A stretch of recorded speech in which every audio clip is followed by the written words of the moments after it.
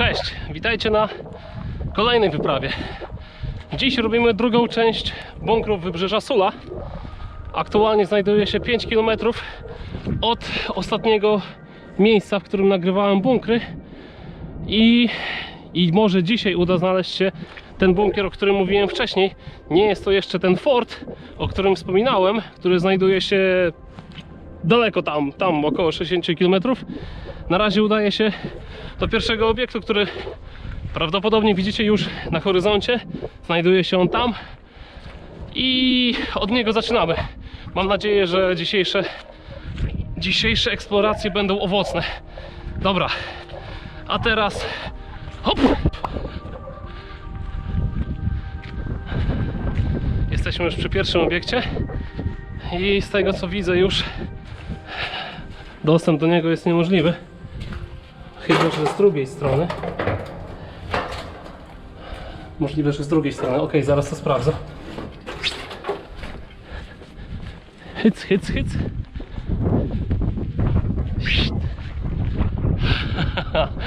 Ok, no tu będzie trochę zabawy. Widzę już kolejne stanowisko. Mam nadzieję, że tam uda mi się dostać. A tutaj? O, tu było stanowisko działa. I to jakiegoś dużego działa. Dobra. Pokrótce mogę zacząć wam historię tego miejsca. Tak jak już mówiłem wcześniej o forcie, który znajduje się tam, właściwie początek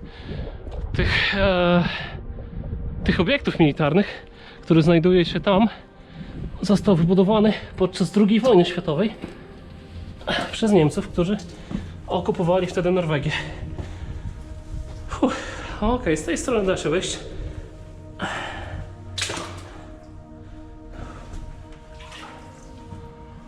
O, echo fajnie.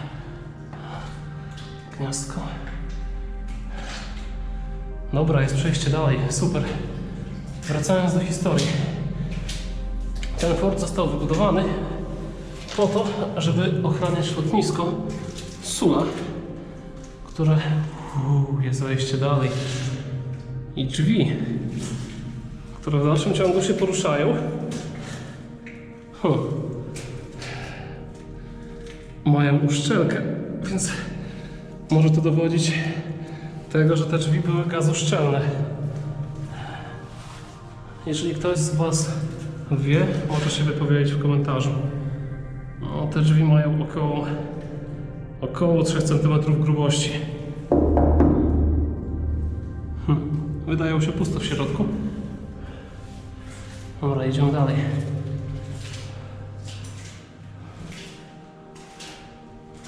No jest...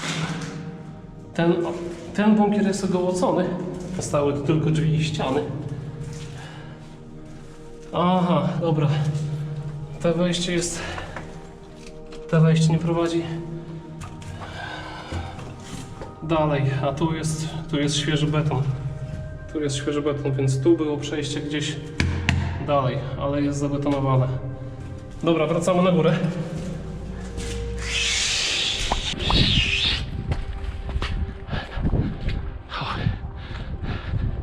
Dobra, kolejny cel, tam. Jestem ciężki w opowiadaniu historii, więc znowu do niej wracam. Fort został wybudowany podczas II wojny światowej po to, by ochraniać lotnisko, które znajduje się tam. Mam nadzieję, że widać cokolwiek na kamerze.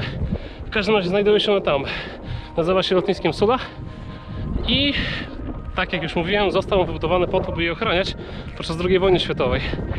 Jednakowoż nie spełniał on do końca swojej roli, bo jak sami widzicie, no odległość jest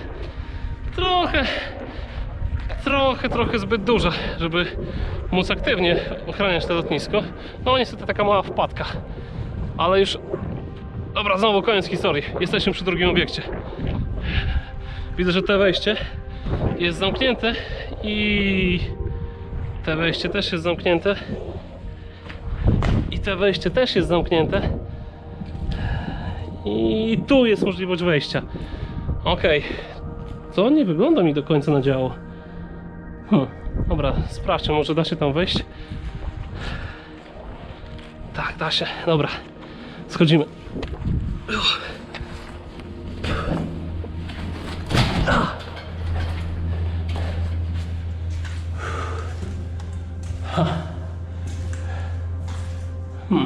Ciekawe co to było. No, nie do końca to wygląda jak stanowisko działa, ale może.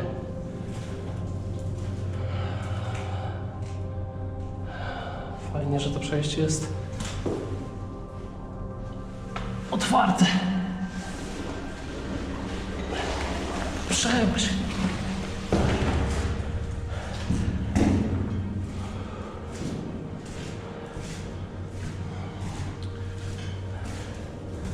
Niestety znowu nic ciekawego. Znaczy, no miejsce samo w sobie jest ciekawe, ale raczej nie odnajdziemy żadnych artefaktów. No dobra.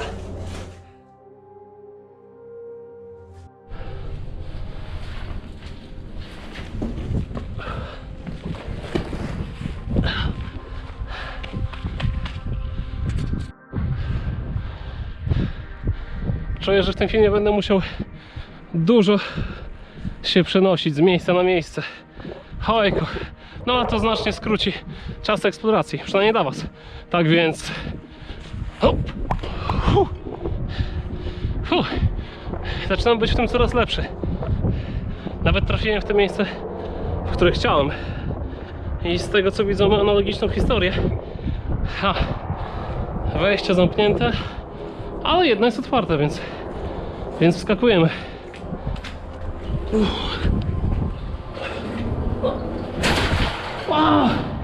Trochę wody. No i znowu jedna śluza otwarta, ale raczej nie znajdziemy tu zbyt wiele. No poza tym, że ktoś tu spędzał czas przy napoju jabłkowym. Dobra, wskakujemy do środka. O! Widzę, że ktoś tu tutaj również spędzał czas.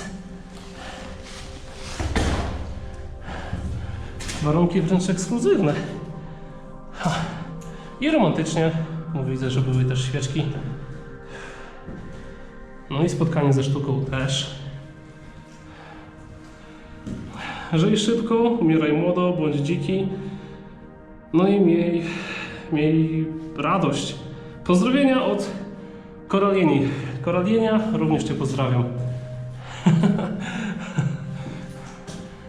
Okej, lecimy dalej.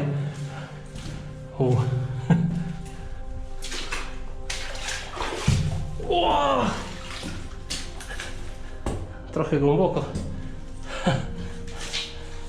Dobra, stąd nie wyjdziemy, musimy zawracać. Dobra.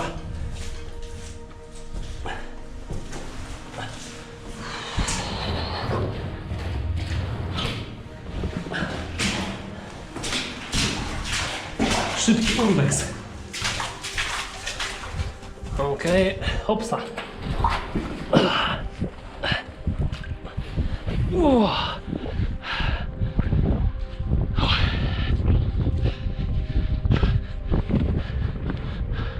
Okej, to jest moje kolejne miejsce, do którego zmierzam.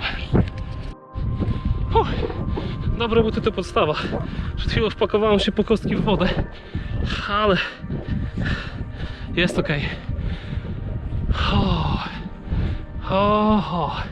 No dobra, schodzimy na dół. Mam nadzieję, że tu znajdę coś ciekawego. Jeszcze latarka na pełną moc. No, latarka na pełną moc. Dobra. Czuć tu olej. Czuć tu olej i mamy sporo różnych rzeczy, które tu pozostały.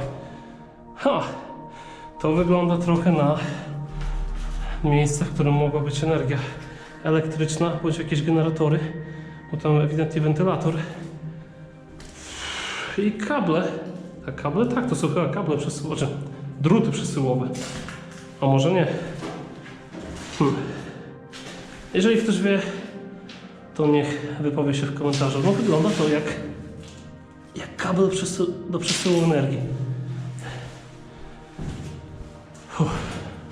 I kolejne gniazdko. W sensie gniazdko ptaków.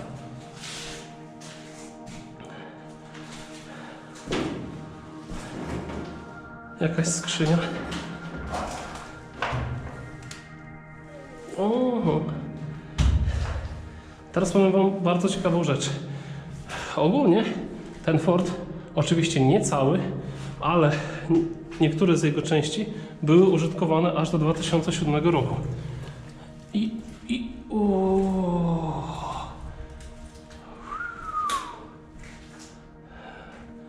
No nie myliłem się, tak, tu była przynajmniej jakaś rozdzielnia. Może wcześniej to były jeszcze jakieś generatory, no ale to ewidentnie jest skrzynka przesyłowa. I tak jak mówiłem wcześniej, widać, że jest trochę nowsza. Tak, bo to miejsce było użytkowane jeszcze przez długi, długi czas po II wojnie światowej. Ukształtowanie terenu to trochę uwarunkowało, bo z tego miejsca jest świetny widok na całe wybrzeże. W sensie, jeżeli jakiś statek podpłynie, no to stąd zostanie błyskawicznie zauważony. Może mnie nie porazi. Dobra, to mnie nie porazi.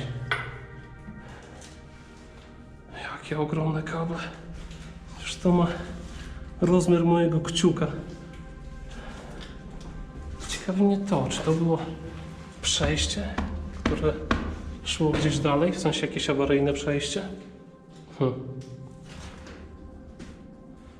Może spróbuję to zobaczyć z zewnątrz. Zaraz się tam wybiorę.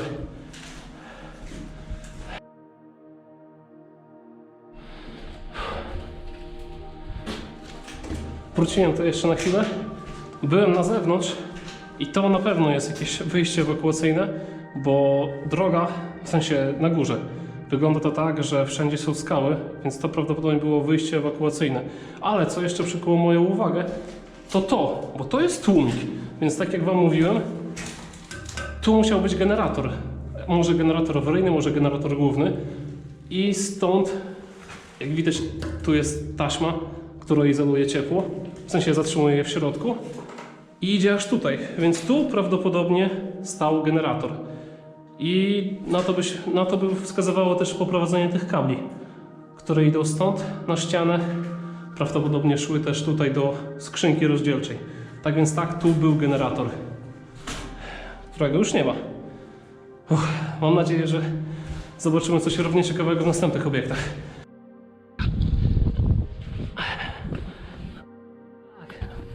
Ten wygląda na najstarszy z zachowanych.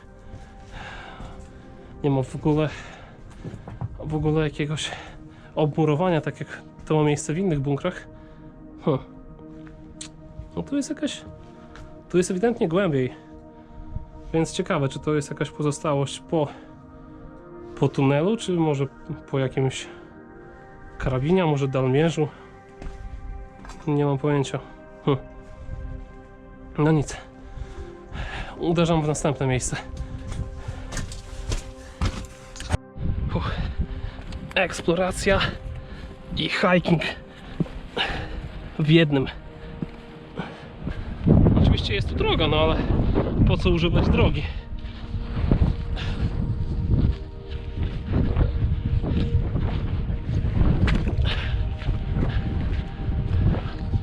Wow, no widok jest świetny.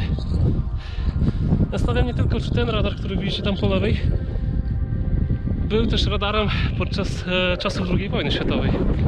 Postaram się to sprawdzić. W ogóle postaram się wrzucić wam parę zdjęć, jeżeli znajdę takowe w internecie. I zamieszczę je gdzieś tutaj. Tak, mniej więcej tutaj. Widok sam sobie jest świetny, ale zdjęcia pewnie też będą fajne. Dobra, wskakuję do następnego obiektu. No niestety tu nie wejdę. Przynajmniej nie tędy. Dobra, sprawdźmy górę.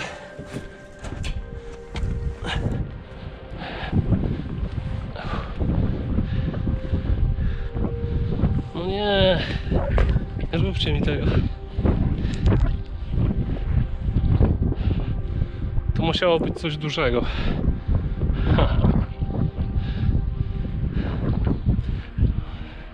Tam są kolejne obiekty, które zaraz widzimy. A najpierw zajrzę się za wejściem tutaj. O, okej. Jest jeszcze jeden. To jest jakiś duży obiekt, na którym właśnie stoję. No ale nie ma do niego wejścia. Rozejrzę się jeszcze dookoła, ale nie wydaje mi się. Skoro tamto wejście jest zamknięte, to raczej nie będę miał innej drogi. Dobra, schodzimy na dół.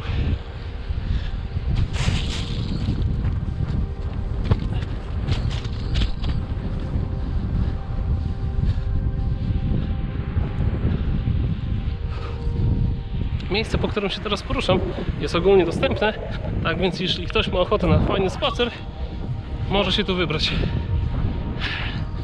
Nie dość, że obiekty militarne, to jeszcze mega fajne widoki.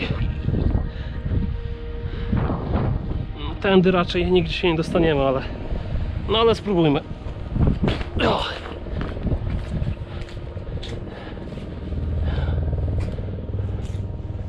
Tak.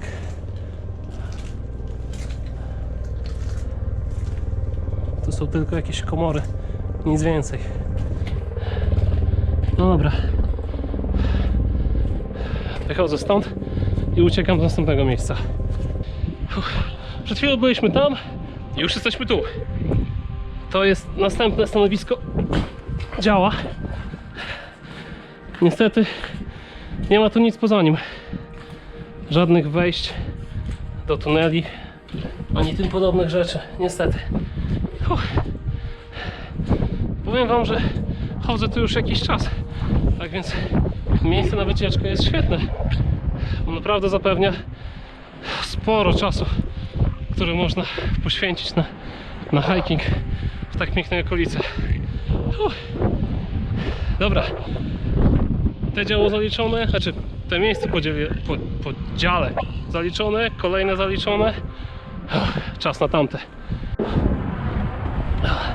Ok, urbexy urbexami, ale mając przed sobą taki widok, byłbym głupcem, gdybym po prostu porzucił możliwość przejścia się po takich skałach. A wy przy okazji możecie zwiedzić te miejsca ze mną. Ło, ślisko.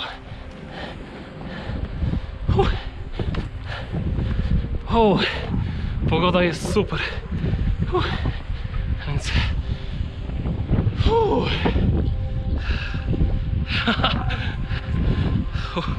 wow. To uznajcie, że to taki mały przerywnik w urbexie. Dobra, wracamy do materiału. Niestety znowu sytuacja analogiczna.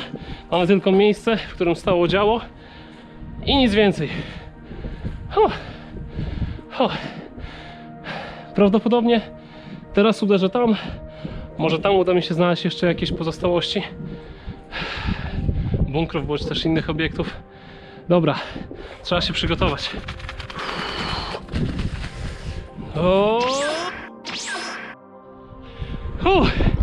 Okej, jest dobrze. Naprawdę ta teleportacja świetnie, to jest coś świetnego, ułatwia życie. Całą tą drogę skraca po prostu do 1 sekundy, coś świetnego. Więc witam was na najwyższym punkcie, właściwie jeden z najwyższych punktów całego wybrzeża. Aktualnie znajdujemy się pod radarem, tak przynajmniej domniemam, że to jest radar. Jeżeli się mylę, sprawdźcie mnie w komentarzach. Więc tak, no tutaj nie ma już praktycznie żadnych pozostałości poza tym miejscem w sumie, gdzie prawdopodobnie wcześniej też było jakieś stanowisko, które wykrywało okręty nieprzyjaciela. Z tego co mi wiadomo, podczas II wojny światowej cały ten obiekt nie prowadził żadnej, ale to żadnej bitwy morskiej, poza jednym incydentem, w którym mieli udział Anglicy oraz niszczyciel, który został zatopiony. Sprawdźmy, czy da się tu wejść. No dobra, trzeba się trochę przyciągać.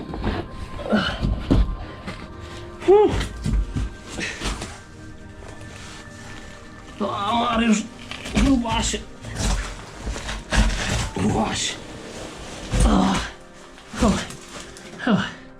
No nic, niestety Nic więcej to nie ma. Wracając do tego incydentu. Okręt został zatopiony u wybrzeża Norwegii. Podobno oberwał bombą o wadze prawie 500 kg. Niestety to nie jest jakieś mega potwierdzone info, więc nie będę się zarzekał, że tak właśnie było. Ale to w ramach ciekawostki. Dobra, wychodzę stąd.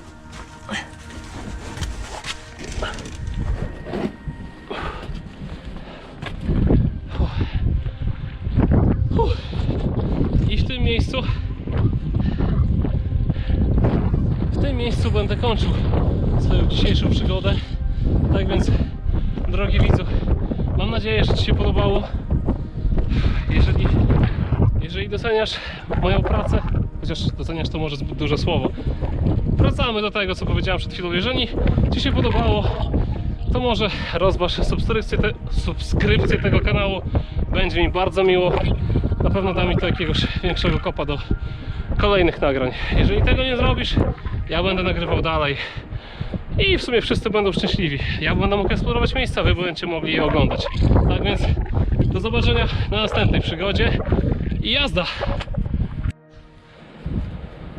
Pożegnałem się już z Wami, ale zauważyłem, że jest jeszcze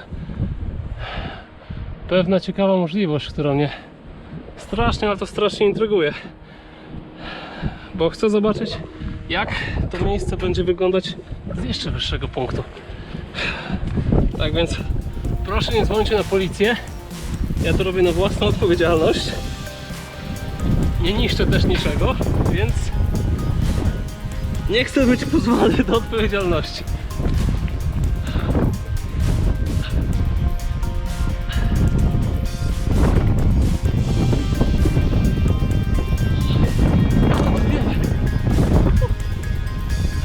Droga na górę jest zamknięta niestety, ale pakujemy się jeszcze parę metrów. Nie chciałbym, żeby to runęło. Byłaby kicha straszna. I ginąć w taki sposób. W każdym razie szczyt osiągnięty. A teraz zważę, niech ktoś mnie zobaczy i wezwie policję. Tak więc jazda ku nowej przygodzie.